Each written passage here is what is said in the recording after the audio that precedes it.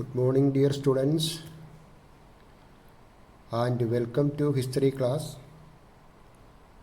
Dear students, we are learning about the rise or the emergence of two new religions, no? Buddhism and Jainism. Already we have learned many things about Jainism and Buddhism. For example, Tirthankara or the religious teachers. Mahavira was the last Tirthankara. Please remember that. And in this video, we are going to learn about the doctrines of Jainism or belief or set of beliefs of Jainism, a new religion founded by Mahavira. According to Jain tradition, Jain philosophy, there were 24 Tirthankaras. Before Mahavira, 23 Tirthankaras were there. And he was the last one. And he gave a practical shape and a systematic order to this religion. That is why we are calling him as the founder of Jainism. Anyway, so we have learned about the Vardhamana and his early life. We have learned about his. Today we will learn about the doctrines of this new faith. First one, Triratna. Mahavira preached that ultimate goal of man is to attain freedom from worldly bonds or to attain moksha, according to Mahavira. The ultimate goal or the final goal or aim of man is to attain moksha, a stage of eternal or everlasting happiness, eternal bliss we can say moksha. Freedom from worldly bonds. Worldly means, some of the people, concerned only with what is values or ordinary life, values of, means about money. That is, they have no idea about the spiritual life, worldly life. An example only. According to Mahavira preached that the ultimate goal of man is to attain freedom from worldly life, bonds or to attain moksha. Freedom from worldly bonds or to attain moksha is the ultimate aim of man according to Mahavira, first teaching. And according to him, it can be obtained by following three ratnas or the three jewels. One can attain moksha or the stage of everlasting bliss. Everlasting bliss means everlasting happiness. According to him, one can attain this by obtaining, by following the three ratnas or the three jewels. Which are the three ratnas? Right to faith, right to knowledge, and right to contact are the three ratnas. Right to faith, right to knowledge, and right to contact. One must follow these ratnas. Then that person can attain moksha or the salvation. Please remember this teaching. These three jewels inspire a true Jain to have faith in the 24 Tirthankaras, literally those who guide men and women across the rivers of river of existence. It means according to Jainism, to attain moksha, the final stage. Tirthankaras are essential, so according to them, so Tirthankaras can guide to acquire knowledge from their sermons and to lead a good life. Sermon means, that teachings, sermon. According to Mahavira, please remember first teachings of Mahavira, doctrine, three ratna or the three jewels, right to faith, right to contact, and right to knowledge are the three ratnas according to Lord Mahavira. Second one, karma, the second doctrine. The Jains believe in the karma theory of Hinduism and that one should be responsible for one's own karma or action. Good deeds alone liberate a man from the cycle of life and death. So he stressed the need for karma, no, deeds, good deeds alone liberate a man from the cycle of life and death according to Mahavira. Karma is the second doctrine of Lord Mahavira or Jainism, Triratna, then karma. So what is karma according to Jain philosophy? Karma theory, okay, man should be responsible for his own karma or actions, okay. And third doctrine is equality. Mahavira laid stress on equality between men and men as well as between men and women. Okay. Equality, that is a very good teachings. According to him, all are equal in status. He preached universal brotherhood. He considered all men equal irrespective of their caste or creed. So one of the great teachings of Mahavira is the universal brotherhood. According to him, all men equal irrespective of their caste or creed. He was against caste system. He was in favor of equality between man and man. Mahavira believed that the virtuous deeds could achieve ultimate salvation or nirvana. Virtuous deeds means good deeds or karma. Okay, could achieve ultimate stage or nirvana or the salvation. According to him, all living beings from the tiny insect to the highest form of life should be shown compassion or kindness.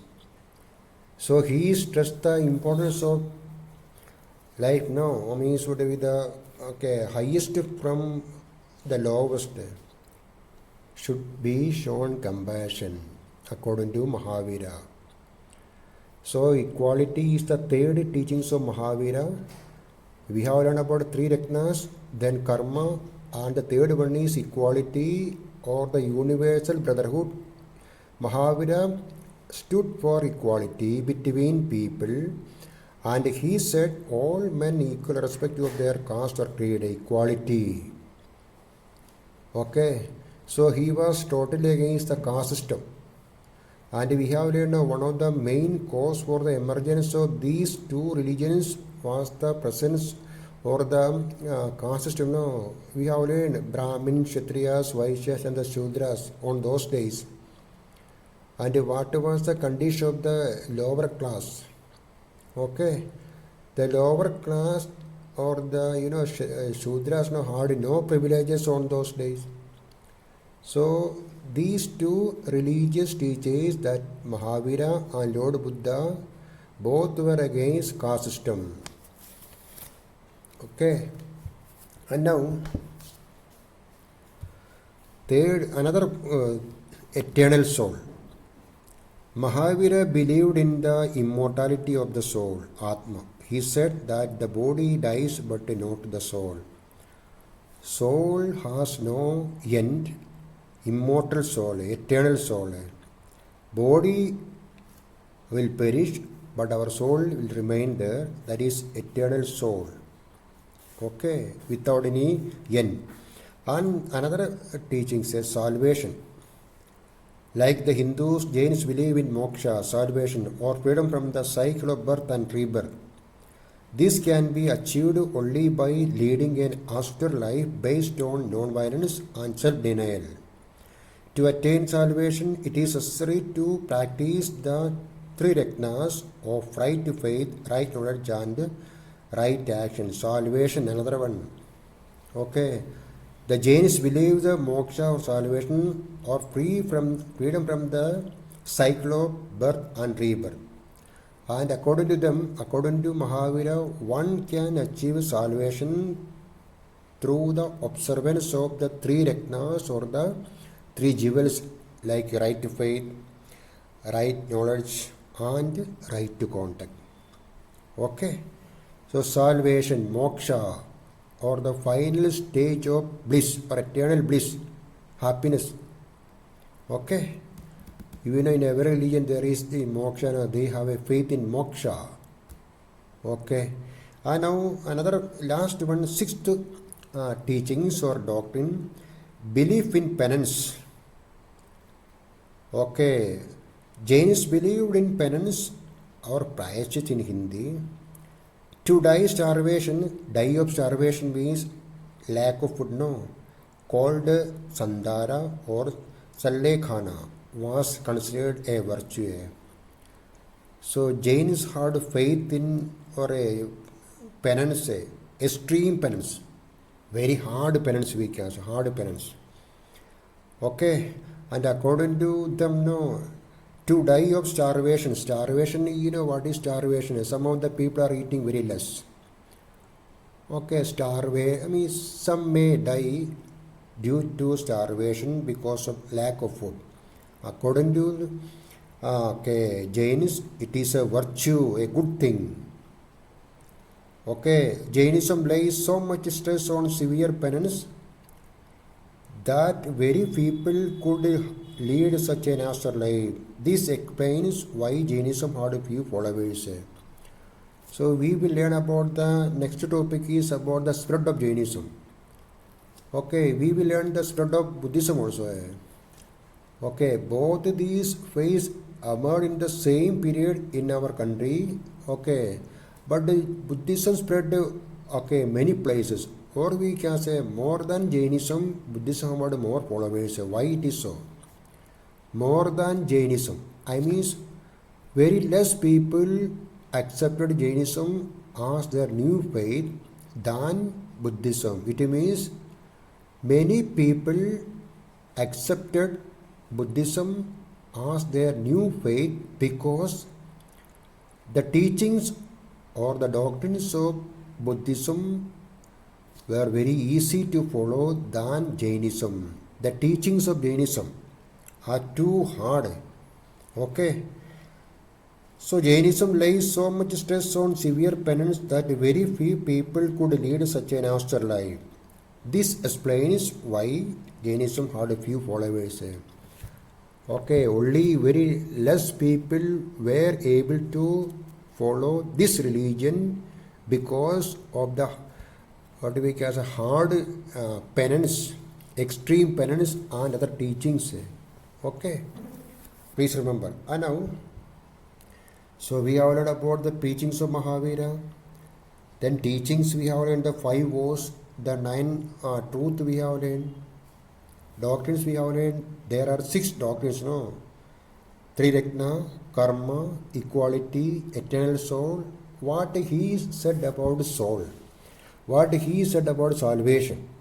Okay. Why Jainism had a very less popularity or very less followers? One reason you have to suggest. Okay. And now we'll learn about the spread of Jainism. The religion spread many places. Okay, because of few reasons. Okay. Jainism had a royal patronage. What is the royal patronage? The support of the rulers. Therefore, it spread easily around Kosala, Magadha, Mithila, Chamba, and other parts of the country, especially in Bihar. No, these were the Janapadas, no, or the small kingdoms in Bihar, Magadha. Lord Mahavira founded monasteries held by learned munis. They lived an austere life to give an example to the people to follow. In the western parts in India, Jainism was patronized by the business community. So Jainism had support of the rulers. Okay, for example, we have learned about Ashoka, the great ruler. You will learn Ashoka again in this year. There was a war between Ashoka's kingdom and the Kalinga kingdom. And this war changed the life of Ashoka. After this war, Ashoka accepted Buddhism as his new faith, and then he took a number of measures for the spread of Buddhism in his kingdom and other kingdoms also. An example, royal patronage. So like that, many rulers supported Jainism and it caused the spread of Jainism in the country and other parts of the world. Okay. In South India, Jainism was patronized by the Rashtrakuta and Chalukya kings. Later, Jainism became a dominant religion in Karnataka. Jainism spread to Odisha, Rajasthan, and Gujarat. Slowly, there was the spread of this religion into many parts of our country. Okay, you will learn in the next video. You will learn about the reasons for the spread of Jainism in India and other parts of the world, okay, or other regions of the world, that we will learn in the next video. So, dear students, please continue your study of all the subjects. In order to study the history and civics, so you have to read the lessons many times. Okay, thank you.